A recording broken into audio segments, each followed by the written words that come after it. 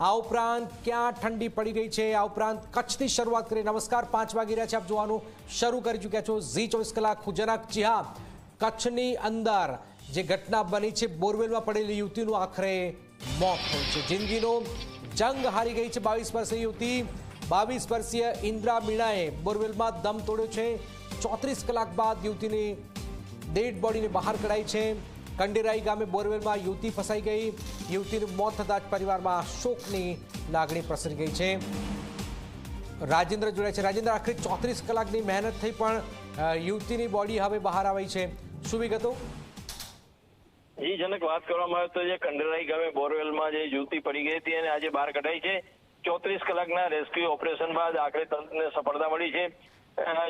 યુવતી બહાર કાઢેલા છેલ્લા 34 કલાકથી આ રેસ્ક્યુ ઓપરેશન ચાલી રહ્યું હતું. 22 વર્ષીય ઇન્દ્રા મીણાએ બોરવેલમાં જ દમ તોડ્યો હતો. કલાકો સુધી બોરવેલમાં ફસાઈ જવાને લીધે યુવતીનું શરીર પણ ફૂલાઈ ગયું હતું. યુવતી મૃત્યુ પામતા પરિવારમાં પણ શોકની લાગણી ફેલાઈ છે. બોરવેલમાં પડી જવાથી મૃત્યુ થયું કે યુવતીએ આપઘાત કર્યો કે પછી હત્યા, એ અંગેની તપાસણી બાકી રહેશે. આગામી સમયમાં પોસ્ટમોર્ટમ સહિતના રિપોર્ટ બાદ આ તમામ માહિતી સ્પષ્ટ થશે. જી જનક. બિલકુલ, આભાર રાજેન્દ્ર. તો આખરે યુવતીનું મોત થયું છે. 34 કલાક સુધી આ પ્રયત્નો થયા પણ આ યુવતીને બહાર ન કઢાઈ અને યુવતીનું મોત થયું છે.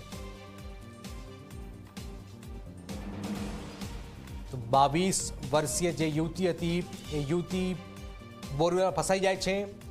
બહુ મહેનત થઈ પણ આખરે બોરવેલમાંથી આ યુવતીની ડેડ બોડી કઢાઈ છે. બોરવેલમાં દમ તોડી નાખ્યો છે. 34 કલાક બાદ યુવતીની આ ડેડ બોડીને બહાર કઢાઈ છે.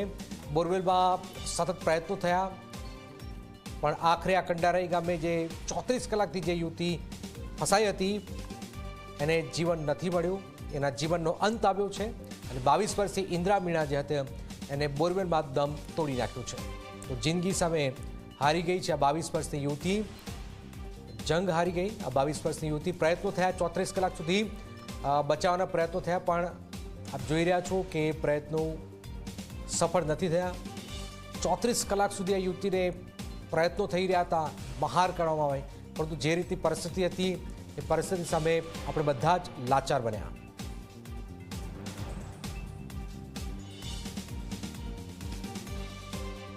ગામે જે 22 વર્ષીય યુવતી જે બોરવેલમાં ફસાઈ હતી, જે એનડીઆરએફે સતત 16 કલાકની મહેનત બાદ એને કાઢવામાં આવી છે બહાર. અહીં જોઈ છે કે એનડીઆરએફની ટીમ સતત કામગીરી કરી હતી, તો બીએસએફ, આર્મી સહિતની કામે લાગ્યા હતા. આવી રીતે 34 કલાકના રેસ્ક્યુ બાદ અહીં આ યુવતીને બહાર કાઢવામાં આવી છે. આ જે બોરવેલનો જે ખાડો બતાવવામાં આવે છે એ બોરવેલની અંદર પથ્થર હતા, એના ઉપર પથ્થર ખસેડીની અંદર પડી હતી. કઈ રીતે પડી હતી એ પ્રશ્ન હજી બાકી છે, પરંતુ આ યુવતીએ જે જિંદગી સામેનો જંગ હારી છે અને અત્યારે એને પોસ્ટમોર્ટમ માટે જામનગર મોકલવામાં આવી છે. રાજેન્દ્ર ઠક્કર, જી મીડિયા, કચ્છ.